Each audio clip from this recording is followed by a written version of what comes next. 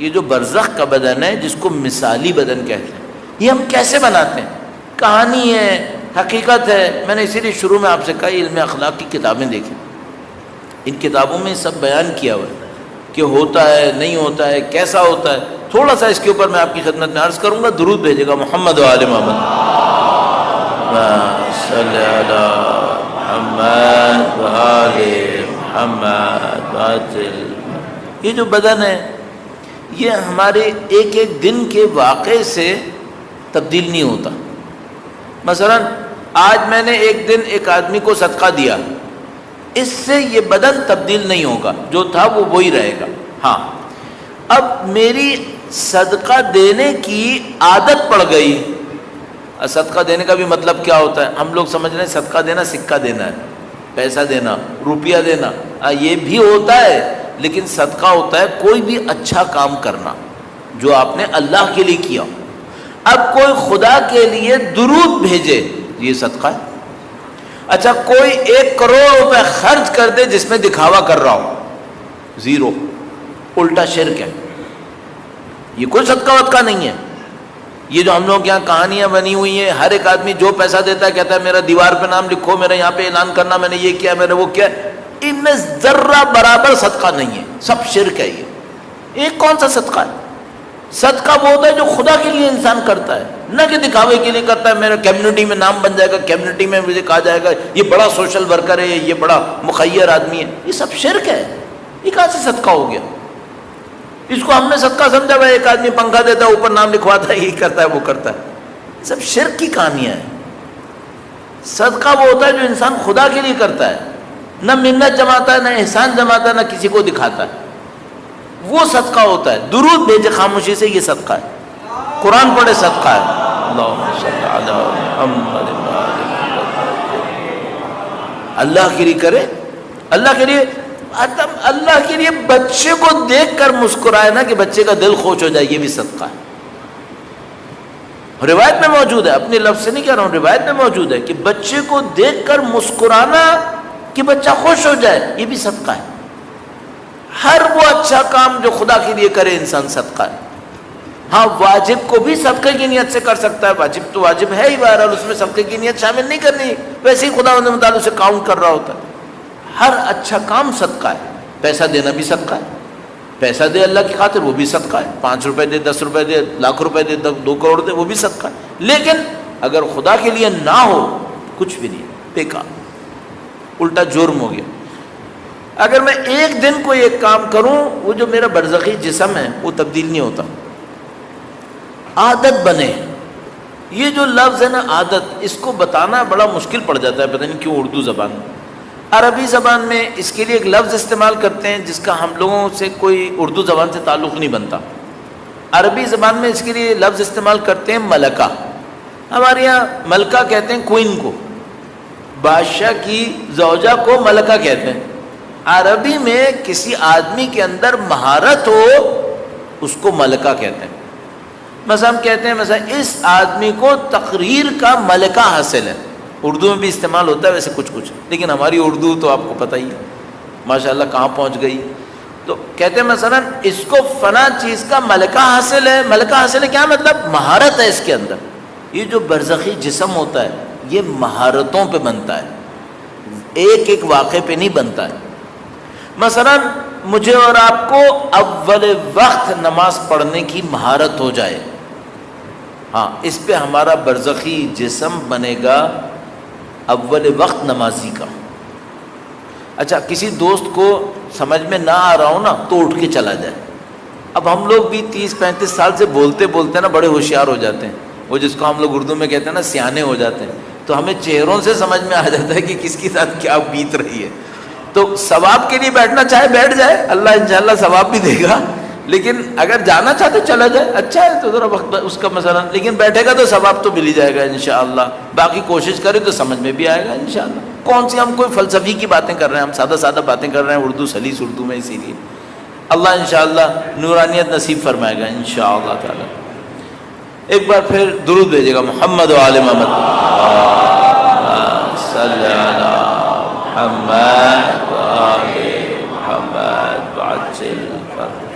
تو یہ جو ہم لوگ ایک ایک دن ایک ایک کام کریں، اس سے ہمارا برزخی وجود تبدیل نہیں ہوتا، ویسے کا ویسے ہی رہتا۔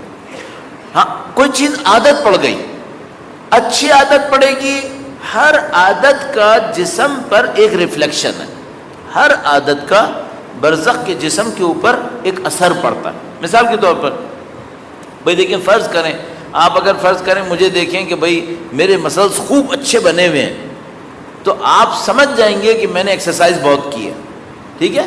دنیا میں یہی ہوتا ہے نا، بھائی ایک آدمی نے خوب باڈی بنائی ہوئی ہے، ایکسرسائز کے مسلز اس کے بنے ہوئے، تو آپ کہیں گے بھائی اس نے بہت ایکسرسائز کی ہے۔ برزخ کا وجود بھی ایسے ہی ہے، جیسے ہی چہرہ دیکھیں گے نا سمجھ جائیں گے آدمی سچا ہے، پکا سچا آدمی ہے۔ کیوں؟ اصل برزخی چہرے ساری مہارتوں کو دکھا دیتے ہیں، انسانوں کی طرح نہیں ہوتے۔ ہم انسانوں کے چہرے کچھ دکھاتے ہیں، بہت کچھ چھپا لیتے ہیں۔ منافقت اسی لیے تو کر پاتے ہیں، ورنہ اگر یہاں چہرے پہ صبر آ جاتا تو منافقت، البتہ میں عرض کرتا چلوں، کچھ لوگوں سے تو آپ چھپا سکتے ہیں، سب سے نہیں چھپا سکتے۔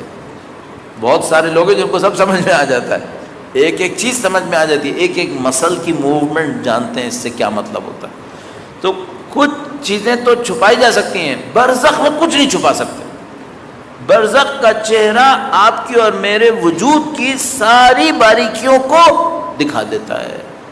بس اگر میری عادت ہے مثلا سچائی پر، میں مروں، میرا برزخی وجود، میرا برزخی ساتھی دیکھے گا، فوراً سمجھ جائے گا بندہ سچا ہے۔ اب تصور مسئلہ کیا ہے؟ مسئلہ یہ ہے کہ کیا ہماری ساری عادتیں اچھی ہیں؟ نہیں، ہماری کچھ عادتیں اچھی ہیں اور کچھ عادتیں کوئی اتنی زیادہ قابل تعریف نہیں ہیں۔ یہ جو قابل تعریف نہیں ہے یہ بھی سامنے آتی ہیں کیا برزخ کے چہرے میں؟ سرکار سب کچھ آتا ہے۔ مثال میں عرض کرتا ہوں، مثلا فرض فرمائیے یہ جو میں پڑھ رہا ہوں نا، اس میں تھوڑی بہت میری جاہ طلبی بھی شامل ہو، کہ بھئی ایک تو میں خدا کے لیے پڑھ رہا ہوں انشاءاللہ، سید الشہداء کی خدمت کے لیے پڑھ رہا ہوں انشاءاللہ، اور تھوڑی سی جاہ طلبی بھی ہے کہ ذرا میرا نام ہوگا، ذرا میری طاقت ہے، یہ ہے وہ ہے۔ یہ جو جاہ طلبی ہے، چلو فرض کرو 10% ہے، برزخی چہرے پہ چھپے گی نہیں، یہ 10% بھی نظر آئے گی۔ تو جو بھی برزخ میں ہمارے ساتھ رہنے والے ہوں گے ان کو ہماری ساری کہانیاں پتہ ہوں گی۔ برزخی چہرے سے کچھ نہیں چھپتا، وہاں سب نکل آتا ہے۔ اچھا، یہ جو برزخی چہرہ ہے اس کا خالق کون ہے؟ ہم خود، اللہ کی دی ہوئی طاقت سے ہم نے بنایا، اس کے مالک ہم ہیں، اس کے خالق ہم ہیں، ہمیں اس کے ساتھ رہنا ہے۔ اب مثلا نعوذ باللہ ایک آدمی فرض کرے اس کی عادت ہے دوسروں کے اوپر طنز کرنے کی، ہر ایک کے اوپر طنز کرتا ہے، دل دکھاتا ہے، عورت ہو یا مرد، طنز کر کے اس کے ساتھ جو رہتے ہیں نا اس کے شر سے ڈرتے رہتے ہیں، کب کوئی جملہ بولے گا بے عزت کر دے گا۔ خاندان میں لوگ رہتے ہیں اس سے ڈرتے رہتے ہیں، یہ کرے گا بے عزتی ہو جائے گی۔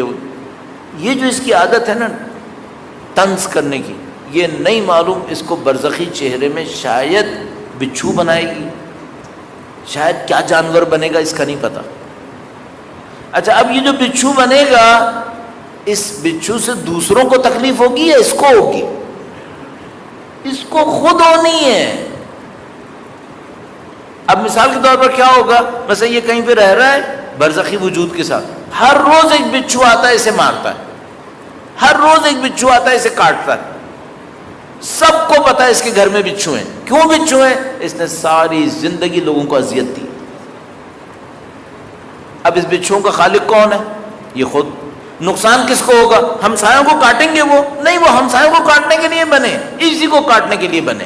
کس نے بنائے اسے؟ اس نے خود بنائے۔ کتنے سال رہنا ہے ان کے ساتھ؟ نہیں معلوم، 2 لاکھ سال، نہیں معلوم 50,000 سال۔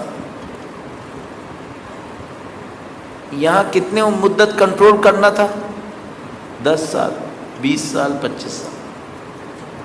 یہ آسان نہیں ہے، یہ آسان ہے۔ یہاں 10 20 سال 50 سال ہے، کچھ بھی نہیں ہے یہ تو۔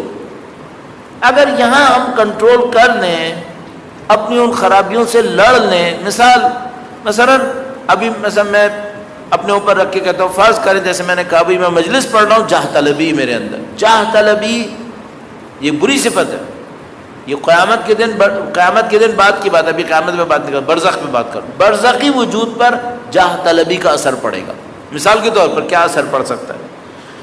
ایک تو یہ کہ چہرے پہ نظر آئے گا کہ جاہ طلب ہے، دوسرا ایک اور مسئلہ ہوگا، برزخ کے اندر مجھے دسیوں لوگوں کے سامنے ہاتھ پھیلانا پڑے گا۔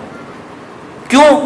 میں نے جاہ طلبی دکھائی تھی نا، لوگوں کے اوپر طاقت دکھائی تھی، اب یہاں مجھے ذلیل ہونا پڑے گا، اور جب بھی میں لوگوں کے سامنے ذلیل ہو رہا ہوں گا مجھے پتا ہوگا کہ یہ اس لیے ہوا ہے کہ میں نے اس وقت جاہ طلبی دکھائی تھی۔ مثلا آج میرے سامنے ایک آدمی آیا مجھ سے کمزور ہے، میں اس کے سامنے اکڑ کے بات کر رہا ہوں، اکڑ لیا، جتنا اکڑنا تھا اکڑ لیا، اس کا بیچارے کا دل کوڑ رہا ہے، وہ ذلیل ہو رہا ہے، وہ معاشرے میں خراب، اپنی دانش میں نے جو کر سکتا تھا کر لیا نا، اب تم آؤ ذرا برزخ میں، اس کے 100 دفعہ 50 دفعہ 1000 دفعہ تم کو ذلیل ہونا پڑے گا، اور ہر ذلت کے اوپر تم کو پتا ہوگا یہ اس کا نتیجہ ہے جو میں نے کیا تھا۔